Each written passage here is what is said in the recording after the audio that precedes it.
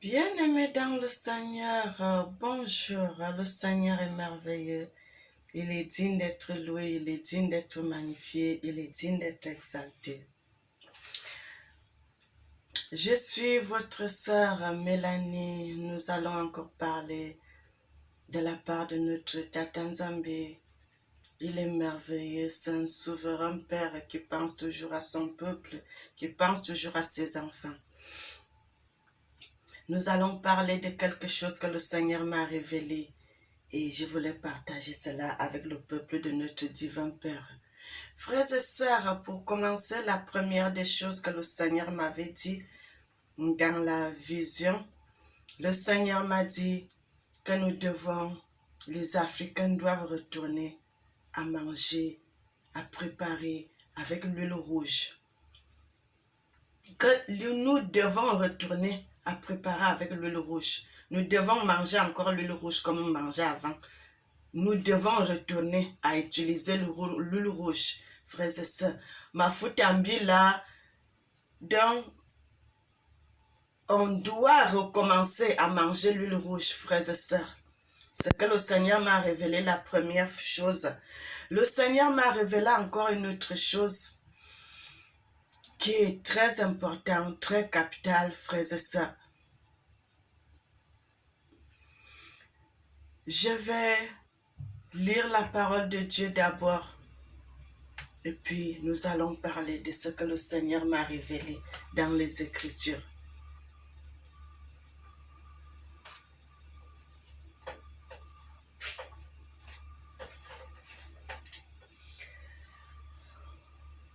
Le Seigneur dit dans Lamentation 1, à partir du verset 1, elle dit, « Eh, quoi, elle est assise, solitaire, cette ville si peuplée, elle est semblable à une veuve, grande entre les nations, souveraine parmi les États. Elle est réduite à la servitude. Elle pleure durant la nuit et ses joues sont couvertes de larmes. Et tous ceux qui l'aimaient, nul ne la console. Tous ses amis lui sont devenus infidèles. Ils sont devenus ses ennemis. »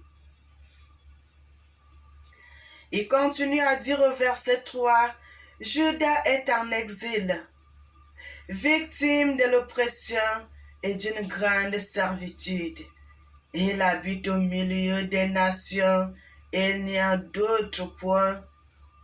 trouve point de repos. Tous ses persécuteurs l'ont surpris dans l'angoisse. Les chemins de Sion sont dans le deuil, car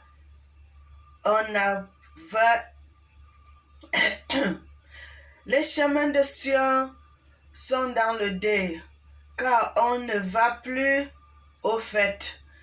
Toutes les portes sont désertes. Ses sacrificateurs présumiers, ses vierges sont affligées. Elle est remplie d'amertume. Ses oppresseurs triomphent, ses ennemis sont en paix, car l'Éternel l'a humilié à cause de la multitude de ses péchés. Ses enfants ont marché captifs devant l'oppresseur. La fille de Sion a perdu toute la gloire. Ses chefs sont comme des cerfs qui trouvent point de pâture et qui fuient sans force devant celui qui les chasse. » Verset 7 dit, « Au jour de sa détresse et de sa misère, Jérusalem s'est souvenu de tous les biens de longtemps.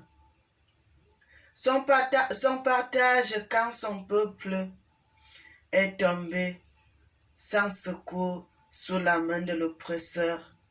Ses ennemis l'ont vu et ils ont ri de sa chute. » Frères et sœurs,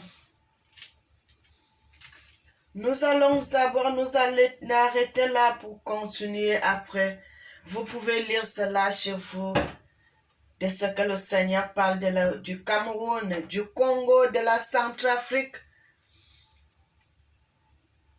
de tout ce qui se passe, de tout ce qui se passait depuis que l'Afrique a été prise.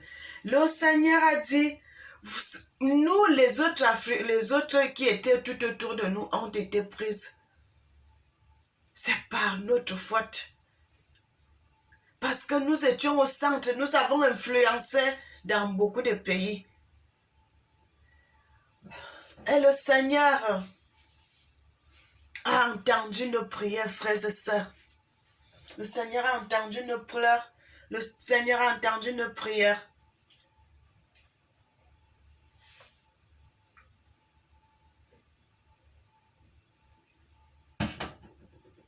Le Seigneur a entendu nos prières. Le Seigneur a entendu nos pleurs. La nuit de l'autre nuit, je ne vais pas vraiment dire la date, frères et sœurs, mais j'ai écrit tout cela parce que vous savez quand le Seigneur vous révèle des choses, parce que c'est des choses qui vont s'accomplir. Donc moi, j'écris toujours ce que le Seigneur me révèle. Mais je vais vous dire ce que le Seigneur m'avait dit. La première des choses, le Seigneur m'avait dit que les Africains doivent recommencer à manger l'huile rouge, frères et sœurs, que nous devons recommencer à manger l'huile rouge.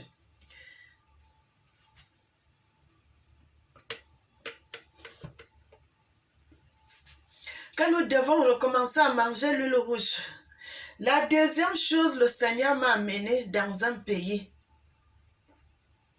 en Afrique centrale.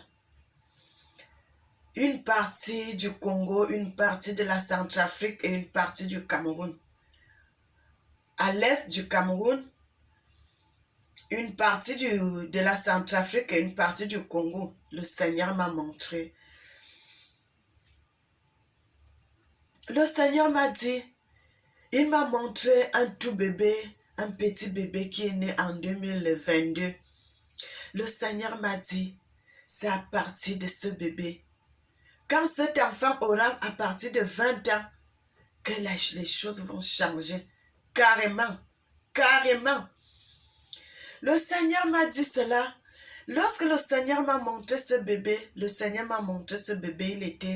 il m'a mené jusqu'à dans la chambre où le bébé était couché. Après, la maman du bébé est venue. Comme le bébé avait commencé à pleurer, la maman du bébé est venue.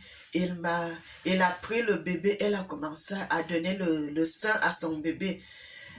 Le Seigneur m'a montré que ce bébé, ce territoire, c'est la Judée de la Bible, frères et sœurs. C'est la Judée. C'est la Judée de la Bible, frères et sœurs. Le Seigneur m'a montré que c'est un grand homme. Quand il m'a montré le bébé, il me dit, tu vois cet homme, ce bébé que tu vois là, c'est un grand homme. Un grand homme qui va faire des choses dans le monde. Il m'a dit, un grand homme est né en 2022. Un grand homme dans le monde. Un grand homme est né en 2022 dans le monde. Cet homme va faire des grandes choses dans le monde. Le Seigneur m'a révélé que dans la Bible, les Écritures que nous lisons, il y a une partie de la Bible qui n'est pas écrite dans les Bibles que nous avons, frères et sœurs. Une partie qui n'est pas infiltrée, qui n'est pas écrite dans les versions des Bibles que nous avons aujourd'hui, et que cette partie de la Bible, nous ne connaîtrons jamais cela parce qu'ils ne mettront jamais ça dans les Écritures. Mais le Seigneur m'a révélé que le bébé que tu as vu là, que ce bébé, j'ai mis ma parole dans sa tête. Il a toute la Bible. Cet enfant, ce bébé qui est né, frères et sœurs, le Seigneur m'a révélé que cet enfant, la Bible est gravée dans sa tête. Que toutes les Bibles, il révélera des choses. Il va révéler des choses que nous, qui ne sont pas dans la Bible, que nous ne connaissons pas, il va révéler ces choses. Le Seigneur m'a dit que cet enfant connaîtra tout de la Bible parce que le Seigneur m'a dit qu'il a déjà gravé la Bible dans sa tête. Il a déjà gravé la Bible dans sa tête et dans son cœur. Que cet enfant sera un grand homme dans le monde. Que cet enfant sera un grand serviteur. Que cet enfant sera un grand prophète. Un grand prophète. Et le Seigneur m'a montré que cet enfant est né en Judée. Pas Judée qui est en Orient, mais Judée qui se trouve en Afrique centrale. Nous allons un peu lire la Bible, frères et sœurs.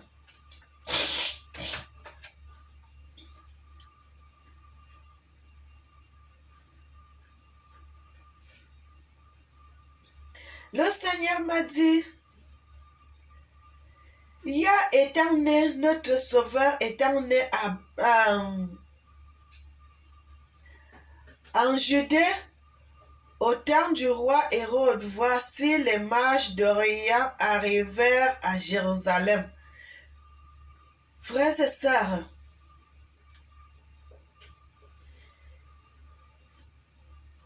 ils dirent au verset 2, ils dirent, où est le roi des Juifs qui vient de naître, car nous avons vu son étoile en Orient et nous sommes venus pour l'adorer.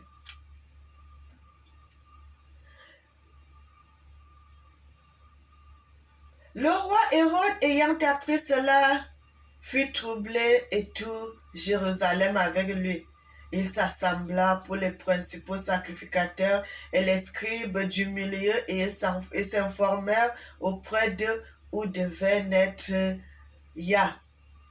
Ils lui dirent à Bethléem en Judée, car voici ce qui a été écrit par la prophétie. Et toi, Bethléem, terre de Juda, tu n'en certes pas la moindre, c'est principale ville de Juda, car de toi naîtra un chef qui paîtra Israël, mon peuple. Alors, frères et sœurs, vous pouvez continuer à la maison. Moi, je voulais seulement vous dire la partie. Le Seigneur aussi m'avait précisé. Le Seigneur aussi m'avait précisé la partie, j'ai même vu aussi. Frères et sœurs, le Seigneur n'a pas voulu que ça fasse que de révéler ces choses à beaucoup de personnes. Le Seigneur a dit qu'il voudrait que ça se passe dans le silence. Que cet enfant va grandir comme tous les autres enfants. Il n'y aura rien de semblable, il n'y aura rien de différent. Il va grandir comme tous les enfants. Mais il y aura des petites choses que cet enfant va souvent faire. Mais ces choses vont passer comme ça. Mais c'est quand il sera grand que les gens vont se souvenir de ce que le petit là va parler et des petites choses qu'il va faire. Que les gens sauront que, cet enfant, il était prédit qu'il devait être grand. Mais ça sera trop tard, on ne pourra pas lui faire du mal. Frères et sœurs, le Seigneur m'a montré le petit village, la petite place où cet enfant est. Ce petit bébé où il est. Ce petit bébé, il est encore bébé aujourd'hui. Cet enfant, il a entre 4 et 6 mois. Frères et sœurs, ce bébé qui sera un grand homme en Afrique et dans le monde. Ce garçon va faire des grandes choses. Frères et sœurs, le Seigneur m'a montré cela. Le Seigneur m'a dit, lorsque cet enfant atteindra 20 ans, c'est de son époque, frères et sœurs, comme à l'époque de l'autre Hébert, que le monde fut partagé. Ça sera aussi comme ça à son époque. Quand là, cet enfant aura 20 ans, c'est là que les choses vont changer dans le monde. Pas seulement en Afrique, dans le monde entier. Parce que cet enfant vient avec un vent de renouveau. Un vent de renouveau. Cet enfant est une étoile qui est placée là-bas. Frères et sœurs, j'ai vu ce petit bébé qui va faire de grandes choses dans le monde. Qui sera un grand homme dans le monde. Le Seigneur a dit, quand cet enfant aura 20 ans, les choses vont changer dans le monde. Vous savez, le Seigneur a dit, l'Afrique, ça va changer. La Centrafrique, que vous voyez aujourd'hui, là, c'est nyama, nyama, nyama, nyama, comme ça, là. Ça va changer. Ça va changer. Le Seigneur dit qu'il est en train de poser ses pieds en Afrique. Lui-même, il est en train de poser ses pieds. Il est en train de poser ses pieds pour rechanger tout, pour remanier tout, pour arranger tout ce qui était détruit. Le Seigneur a dit, il n'y aura plus la corruption. Il n'y aura plus le vol. Il n'y aura plus le mensonge. Il n'y aura plus la sorcellerie. Frères et sœurs, le Seigneur m'a d'abord montré que cet enfant, il a fait. Vous savez, comme parfois on fait souvent que quand le bébé naît, il y a les gens qui vont venir donner la sorcellerie à ce bébé. Le Seigneur a permis qu'on ne puisse pas donner la sorcellerie à ce bébé. Le Seigneur a permis qu'il soit caché. Les gens ne savent pas ce que cet enfant sera demain. Mais le Seigneur m'a fait grâce. Frères et sœurs, le Seigneur m'a fait grâce. Pourquoi le Seigneur me fait grâce, frères et sœurs? Le Seigneur me fait grâce parce que mes ancêtres étaient des prophètes, mes ancêtres étaient des lévites. Les gens qui tenaient les tables, la loi de Dieu, les gens qui parlaient au peuple, les gens qui prêchaient la parole de Dieu, dans une époque très lointaine, le Seigneur m'a dit, ce sont mes descendants. Ce sont mes ancêtres, pardon. Ce sont mes ancêtres. Et le Seigneur a permis que je puisse naître dans cette lignée. C'est pour cela que je prêche, je parle de la parole de Dieu en vérité. Le Seigneur dit, nous sommes en train, vous voyez ce que nous sommes en train de faire aujourd'hui, nous sommes en train de passer le flambeau à la nouvelle génération. Le Seigneur, j'avais déjà fait cette vidéo que j'avais parlé, que le Seigneur m'avait dit, les vidéos que je suis en train de faire, parce que c'est un enfant choisi, ce que je suis en train de faire. Si les gens regardent mes vidéos que j'avais parlé, j'avais dit, le Seigneur m'avait montré les enfants de les petites générations, jusqu'à les enfants, quand ils vont arriver 20 ans, 25 ans, ils vont faire ce que le Seigneur dit qu'il doit faire à travers ma bouche. Le Seigneur m'avait déjà dit, j'avais déjà fait aussi cette vidéo, j'ai parlé de cela dans mes vidéos, et le Seigneur m'a dit, le Seigneur m'a confirmé cela, en me montrant le bébé qui est né en 2022, pour me confirmer que ce que j'avais dit, ce ne venait pas de moi, frères et sœurs, que ça venait du Seigneur. Que le Seigneur qui avait mis ces paroles dans ma bouche que de parler. Il y a une nouvelle génération qui va venir, frères et sœurs. Ils vont écouter tout ce que je suis en train de dire, tout ce que je suis en train de dire aujourd'hui, et ils vont mettre cela en pratique. Frère, quand je parle mes paroles, je ne dis pas, je ne viens pas devant vous pour me faire voir ou quoi que ce soit. Je viens parce que c'est le Seigneur qui me dirige. Je suis en train de passer le flambeau, frères et sœurs. Il y a d'autres choses que le Seigneur m'a dit de faire, mais que je ne vais pas révéler cela. Je suis en train de passer le flambeau. Je suis en train de passer le flambeau, frères et sœurs. Parce que je suis en train de dire la vérité. Des choses qui vont arriver. De la véracité de la parole de Dieu. Frère, ce que vous voyez aujourd'hui, c'est rien à ce qui va arriver. Le Seigneur va commencer à frapper les gens. Et tu fais du mal. Le Seigneur te frappe. Il y aura des morts subites dans le monde.